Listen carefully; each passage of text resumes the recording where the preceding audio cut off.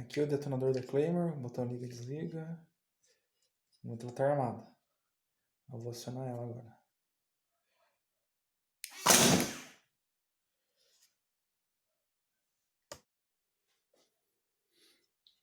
Mais um vídeo da Claymore, o detonador, acionar ela.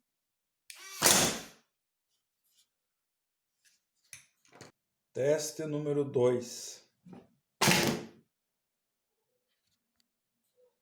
Teste número 3.